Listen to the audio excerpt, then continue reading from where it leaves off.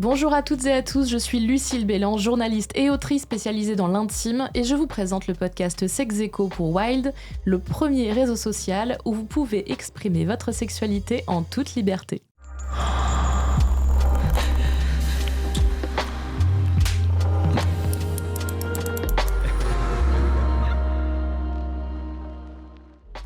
Chaque mois, autour de différentes thématiques sexy, nous avons rencontré des wilders et des wildeuses qui nous ont partagé leurs expériences ce mois-ci pour parler d'exhibitionnisme et en particulier du fait de passer le cap, de s'exposer aux yeux des autres. J'ai avec moi Letty, 37 ans, créatrice de contenu. Bonjour Letty. Bonjour. Et Gianne, 37 ans, créateur de contenu également. Bonjour Gianne. Bonjour. D'abord, comment vous vous êtes rencontrés ? C'est assez original. On s'est rencontrés sur le jeu World of Warcraft et on était en gros dans la même guilde pendant un moment. Et la guilde, alors, tout est lié à nos pseudos du coup de Wild, de pseudos sur les réseaux. Donc la guilde c'était The Hall. Voilà pourquoi je m'appelle Letty Hall, H-O-W-L. Sur le jeu, je m'appelais Shin et Jan s'appelait Ulag. Et donc sur Wild, on a collé Shin et Ulag, ça fait Shilag. Voilà, c'est H-Y-L-A-G. Tout vient, en fait, tous nos pseudos, tout est lié. Tout vient de World of Warcraft, quoi. C'est un jeu qui a pris une grosse partie de nous pendant des années, en fait. On a bien kiffé toutes ces années. Donc c'est un hommage. Ouais, voilà, c'est ça. Ouais, c'est gros, grâce au jeu qu'on est ensemble, du coup, il y a toujours ce lien avec le jeu, c'est cool. Ouais. Letty et Gianne, vous êtes en couple depuis 10 ans et ces dernières années, vous avez passé le cap de proposer aux internautes votre propre contenu vidéo pour adultes. On y vient comment ? Letty était libertine depuis très longtemps. Quand je l'ai rencontrée, moi je connaissais, enfin j'avais entendu parler du milieu, mais j'avais jamais osé passer le cap. Donc Letty m'a proposé de tester. Ça m'a plu, du coup on a commencé comme ça, puis on s'est fait une bande d'amis qui ne sont pas du tout libertins. Ouais. Et après avoir passé plusieurs semaines de vacances avec eux, ils nous ont dit mais attendez, vous êtes libertins, vous aimez bien baiser partout. Ça a été comme ça. Oui, non, Très bonnes vacances. Pourquoi vous ne vous filmez pas et vous mettez ça sur des plateformes ? Et alors là, on ne savait pas trop de quoi ils parlaient. Ils nous ont expliqué tout le principe. Donc c'est des non-libertins qui vous ont dit de devenir créateur de contenu. Ouais, voilà, c'est assez étrange. Mais... Et du coup, ça a mis une petite graine dans la tête de Letty qui a germé en 2 heures. J'avoue. Décision était rapide. Voilà, et elle m'a dit, Jan, on fait ça. Mais avant ça, vous vous étiez pas filmé ? Si, pour quelques petites vidéos sur Wild, sur le site libertin, mais c'est tout, quoi. Ok. Et pour vous, peut-être, j'imagine ? Non, même pas. Pas plus que ça. Non. C'était vraiment pour fournir un petit peu notre page Wild. C'était quand, du coup, la première vidéo, quand vous avez décidé de faire cette vidéo ? Alors, attends. C'était il y a 5 ans déjà. Ouais, c'était en 2021. Ouais, c'était 4 ans, du coup. Ouais, les gens disent mais c'était parce que le Covid, franchement, qu'il y ait Covid ou pas, ça aurait été la même chose. Le Covid, on va dire qu'on a un peu plus de temps à la maison, mais sinon, Covid ou pas, ça changeait rien. Et du coup, après cette soirée avec les copains, on a acheté une GoPro. On s'est dit, vas-y, on savait pas trop que normalement tu fais tout au téléphone, ou alors ils étaient un peu vieux nos téléphones, donc c'était pas peut-être la meilleure qualité. Donc on s'est acheté une GoPro et on a filmé avec. Voilà, c'était... Et vous avez brainstormé ensemble sur qu'est-ce que vous avez envie de faire, comment vous voulez vous habiller, comment la lumière et tout. Vous avez absolument pensé tous ces trucs-là ou absolument pas ? Alors tout ce qui est lumière, cadre, pas trop. Les tenues, on est parti sur un, on va dire, très mainstream. Lingerie pour madame, des talons. Toi, t'étais en caleçon. Moi, j'étais en caleçon au départ, voilà. Chaussettes, non, j'ai vu. Quelques préliminaires, enchaînement de... position, levrette, missionnaire, enfin bref, on est vraiment resté très standard, avec une caméra fixe, donc même pas de gros plans, on voyait pas forcément bien les pénétrations, ce genre de choses, et on a commencé comme ça. Pas de décor, pas de scénario. Non, dans le canapé, décor, chez nous. fond de, mur blanc.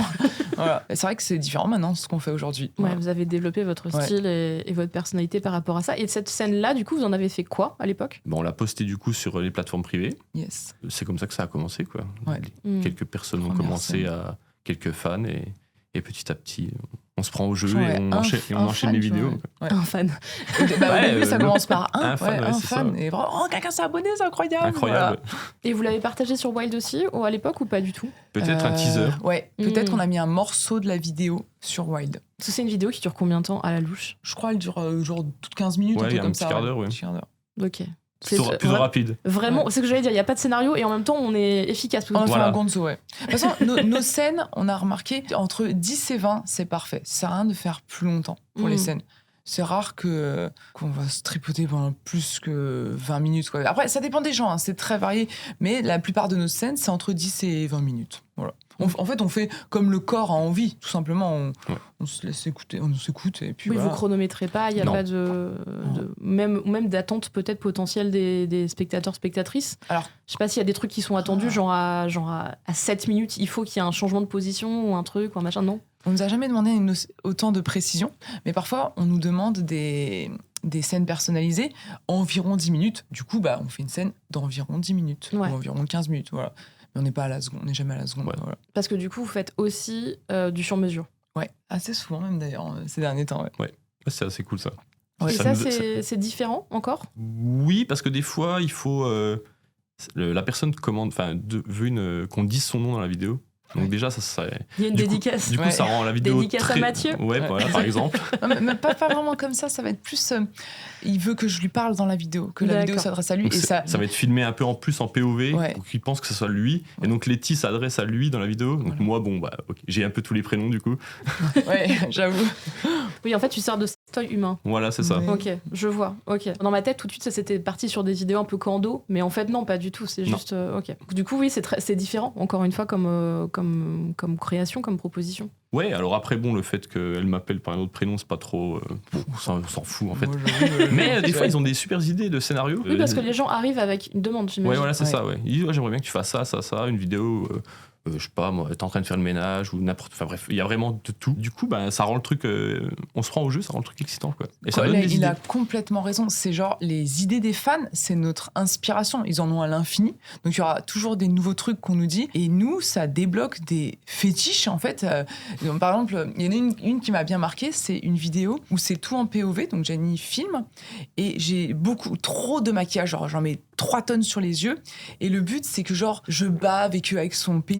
Il va étaler la bave sur mon visage et que ça va se couler vachement le maquillage et que j'en ai partout. Et en fait, quand on a fait, on a trop kiffé. C'était trop marrant, la tête que j'avais complètement dégoulinante de mascara. Et du coup, on a réalisé qu'on a kiffé faire la scène. On n'avait jamais fait un truc comme ça. J'avais jamais mis autant de maquillage noir comme ça sur les yeux. Et moi, j'ai adoré faire ça et c'était une idée d'un fan. Bravo à lui. Ouais, clairement. Merci.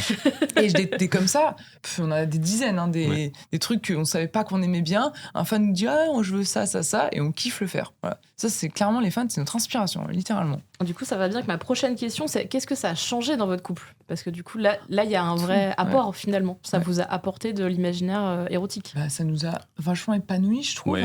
Comme on faisait déjà du libertinage, on communiquait déjà beaucoup, on est super fusionnels. Écoute, on l'est encore plus maintenant parce qu'on adore ce qu'on fait. Ça nous stimule le cerveau de trouver des idées, de faire les idées des fans et tout. J'allais y venir. Ouais. Voilà. Et ça, c'est de toujours chercher des nouveaux trucs, ça apporte des nouvelles discussions. On est encore plus fusionnels. Voilà, en gros, je trouve. C'est clair. Ouais. Rien à rajouter. Ouais. Franchement, que du positif. Ouais, j'avoue. Ouais. J'ai une petite question, puisque du coup, on parlait de s'exposer. Donc, du coup, ça a été jusqu'au professionnalisme. Mais qu'est-ce qui vous plaît de base dans le fait d'exposer votre vie intime, votre intimité, votre corps aux autres ? Est-ce que ça vous apporte quelque chose de particulier ? Moi, je dirais que ça me plaît d'exciter les gens qui vont nous regarder. De leur donner envie. Je sais pas si c'est un couple qui regarde, ils tombent sur notre scène et ça leur donne envie de baiser. Ça, c'est cool. Ou que ça donne envie juste à un mec seul de se masturber, n'importe quoi. Moi, je trouve ça bien, quoi. On donne du plaisir à quelqu'un. Et quand c'est en live, que tu vois directement les gens être visiblement excités, c'est encore plus... C'est complètement différent. Ouais. Je vais être cash. Si des couples nous regardent et tout, ça va. Mais ça a déjà arrivé, rien en club libertin, on est avec un autre couple et il y a 20 mecs autour de nous qui sont en train de se palucher. Là, j'avoue, c'est pas pareil. C'est un peu oppressant. Voilà. Moi, j'adore, j'avoue. C'est pas... Alors, moi, je sais que on se met dans notre bulle, mais quand il y a plein d'hommes ou de femmes, un mélange et tout, qui regardent, moi, j'avoue, j'adore. Si je peux les faire venir participer, je le fais. Si parfois on est avec un couple libertin dans un lit, on est que tous les 4, on s'est dit on veut rester que tous les 4, on a dit on invite personne d'autre. Donc des hommes la plupart du temps vont regarder.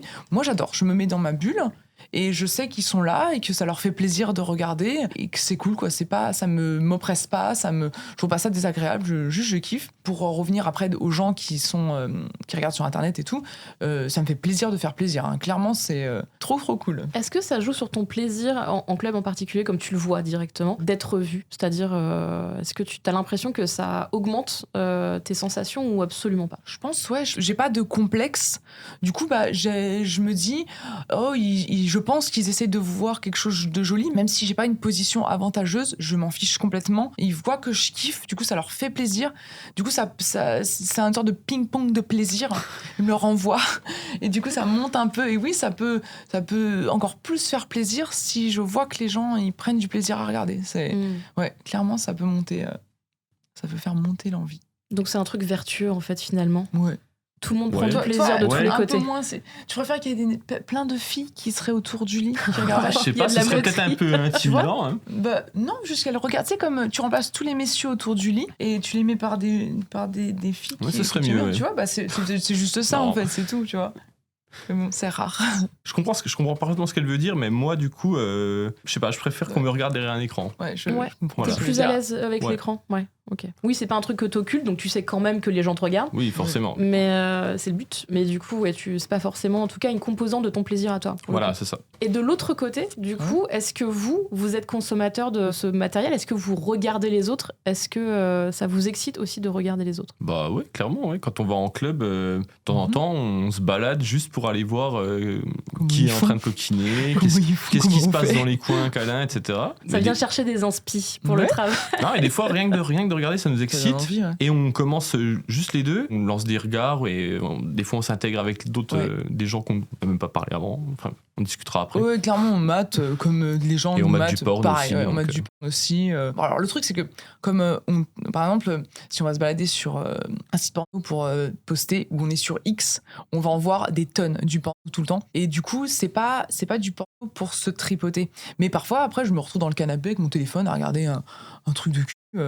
En plus de regarder du porno toute la journée pour travailler. C'est ce que j'allais dire. Du coup, c'est quoi la proportion dans votre journée du lever au coucher du cul? Parfois c'est toute la journée. Ouais. Si tu fais, surtout si tu fais du montage, tu regardes une scène de cul pendant 3 heures. Ouais, donc en fait finalement ça prend vraiment toute votre journée. C'est ça qui est encore plus impressionnant, c'est que vous ne vous lassez pas et vous continuez à être créatif alors que il n'y a pas de respiration presque. Ouais, mais après, tu sais, on va jouer à un jeu vidéo, puis à un moment, hop, on se dit, oh, vas-y, faut qu'on voit ça. Donc après, aussi, ce qui va se passer, c'est que tu fais une scène, tu vas monter une scène, et rien que de revoir la scène, ça excite parfois. Et donc après, on va on s'arrête, c'est infini. Il faut s'arrêter pour faire à manger, faire le ménage. En tout cas, ça prend de la place, quoi. Ça prend beaucoup de place, mais du coup, vu que c'est plaisant, c'est pas gênant du tout, quoi. Ouais. On va revenir un peu sur votre vie perso en comptant le pro et le perso. Extrêmement à la louche, encore une fois, je vous demande pas, je suis pas huissier de justice. C'est quoi votre fréquence sexuelle à peu près? Franchement, c'est 1 ou 2 fois par jour. Ouais.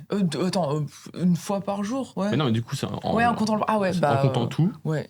Une bonne moyenne. En moyenne, tous les 2 jours. fois par jour. En moyenne, 1 fois par jour. 1,5 fois par jour. Voilà, si tu veux. Pour être extrêmement précis. Ok. Et est-ce qu'on s'en lasse pas? Parce que tu disais, plus on fait, plus on est excité, plus on en a envie, machin, mais il n'y a pas un moment où on se dit, mais on regarderait pas une série plutôt? Bah non, clairement pas. Hein. Au début, quand on a commencé, on s'est dit, ouais, dans 5 ans, si on en a marre, on arrête. On a l'impression d'être qu'au début. Ouais. Voilà, en fait, on se prend au jeu à mort. Hein. Ouais. Pour l'instant, j'en ai pas du tout marre. Mais on s'est dit, quand on a marre, on cherche des nouvelles idées qui nous excitent. Du coup, on baise. Et c'est un cercle vicieux. En fait. Oui, puis c'est vrai que le fait de produire des vidéos sur mesure pour des gens qui amènent leur propre imaginaire nourrit vachement. Et donc, du coup, vous n'êtes pas sur votre propre imaginaire aussi en boucle. Ça joue.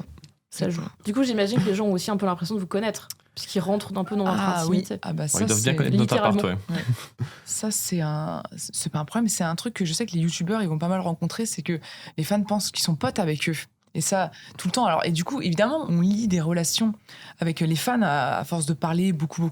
Mais malheureusement, il y a toujours une sorte de barrière qu'on essaie de briser un peu régulièrement en allant en club libertin et tout. Je leur dis souvent, je suis libertine. Là, je vais en club. Là, il y a ça. Je suis Cap d'Agde, nanana. Donc, il y a un côté interactif. Vous vous empêchez pas de faire des trucs avec les fans ou les gens ou les viewers. Vous faites des choses aussi. Ouais. À partir du moment où ils sont, entre guillemets, libertins, ouais. Et j'ai une question qui m'est venue à l'instant. Est-ce que votre groupe de potes qui vous a chauffé de ouf pour que vous deveniez performeur, ils sont fans de vos vidéos, ils regardent les vidéos? Certains, ouais. Ils vous diront dans les commentaires. Il y en a qui disent non, il y en a qui disent non, il y en a qui disent non, je peux pas, je sais pas s'ils l'ont déjà fait ou pas. Il y en a, on sait clairement ils l'ont déjà fait. Non, on le fait avec eux en plus. Regardez, on a fait ça et tout. Ouais. On montre et tout. Donc, Et ils font des retours, ils ont un avis, ils sont fiers de vous. On n'a pas eu beaucoup de retours genre techniques là, on aurait dû non, pas trop, non, on rigole beaucoup là-dessus, mais clairement si les rôles étaient inversés, que moi j'étais pote avec quelqu'un qui faisait ça, moi je regarderais absolument tout en détail. Je serais la fan numéro 1, enfin clairement, ça me dérange pas du tout de voir mes amis proches en action. Alors là, il n'y a pas grand chose qui me dérange, mais ça me dérange pas. Voilà.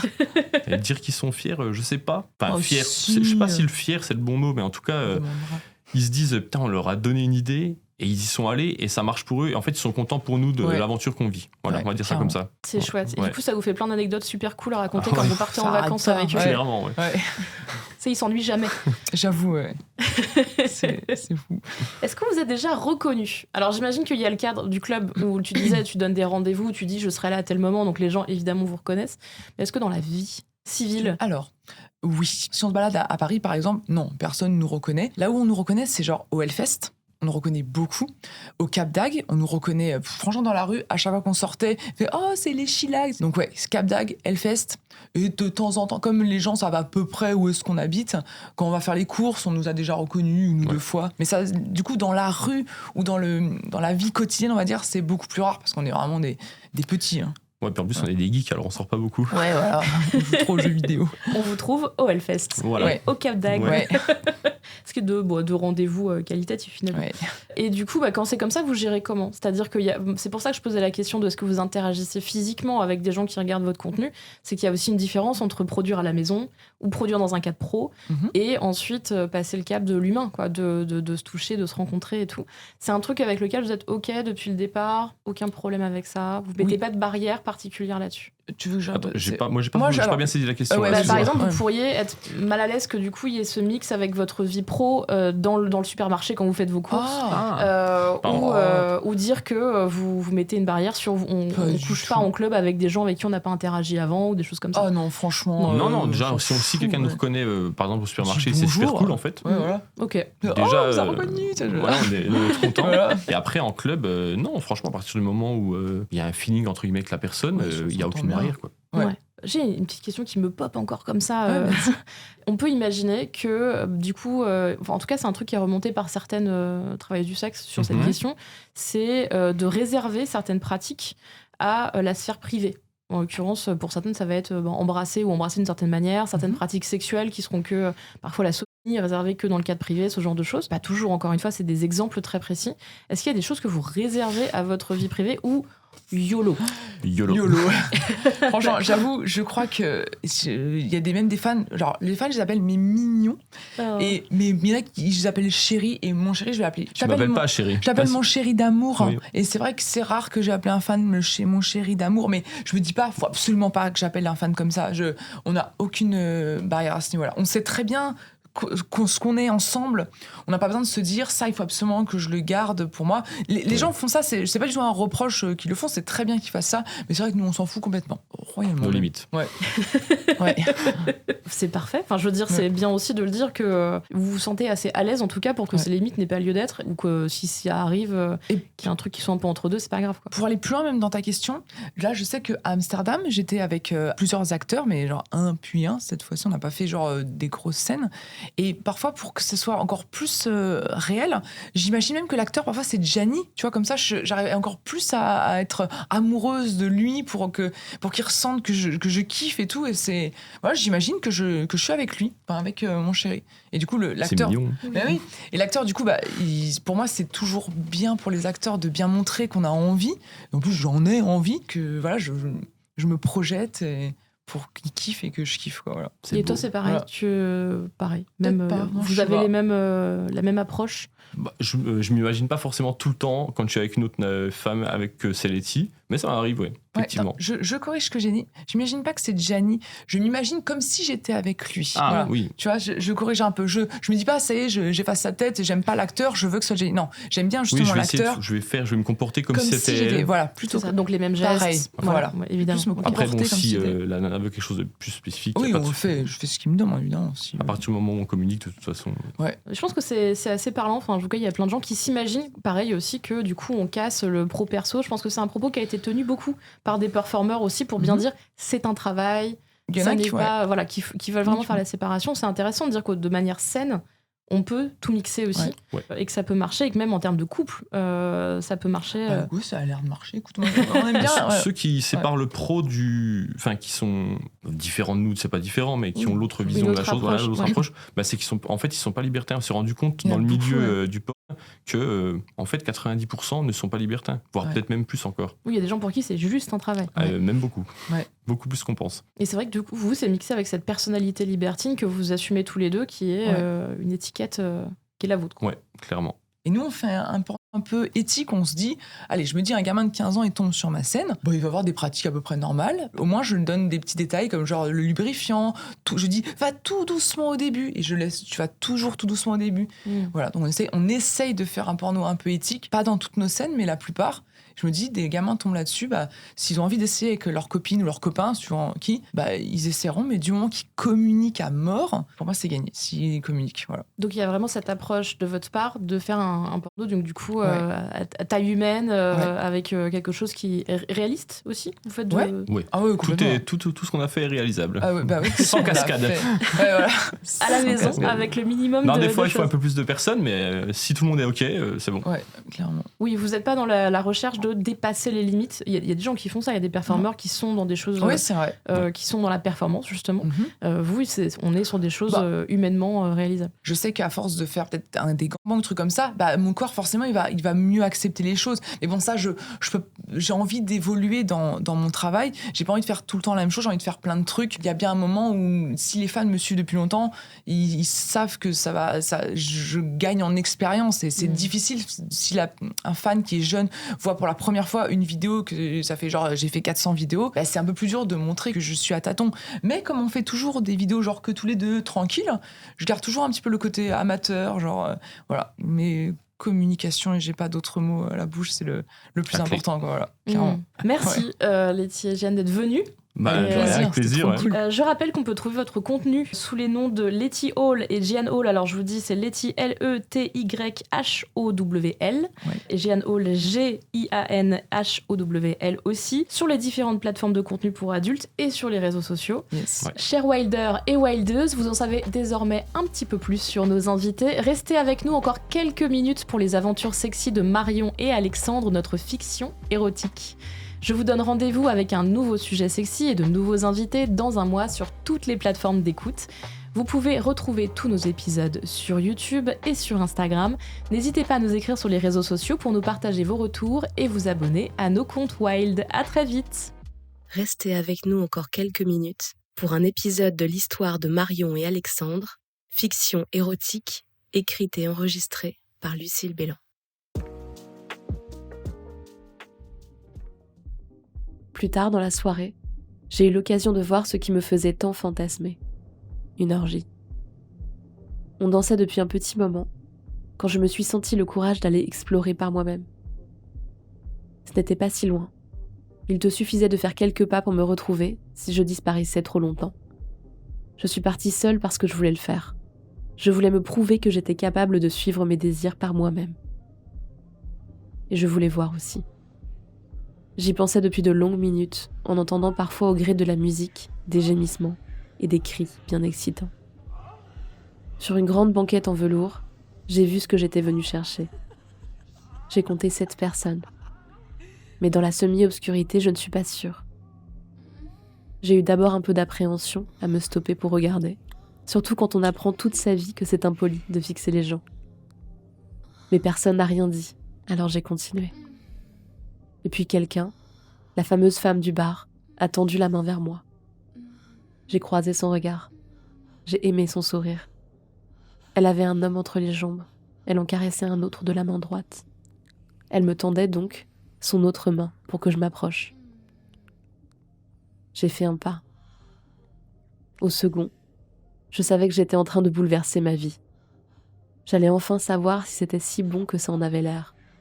J'allais être de celles qui ont déjà essayé, aussi. Une fois que je lui ai pris la main, elle m'a doucement tiré un peu plus vers elle jusqu'à m'embrasser. En quelques minutes, j'étais allongée sur elle, la jupe retroussée sur mes fesses nues, et l'homme était désormais en train de nous goûter toutes les deux. À un moment, il a déchiré un emballage de préservatif et m'a tapoté l'épaule pour me demander si j'étais d'accord. Des mains inconnues s'aventuraient sur ma peau, comme s'ils avaient tous réalisé que c'était ma première fois et qu'il fallait la rendre inoubliable. J'ai dit oui. J'ai dit oui à tout. Jusqu'à ce que ça s'essouffle dans un grand rire collectif. Voilà. C'était ma première fois. Rendez-vous dans le prochain épisode de Sex Aecho pour la suite des aventures sensuelles de Marion et Alexandre.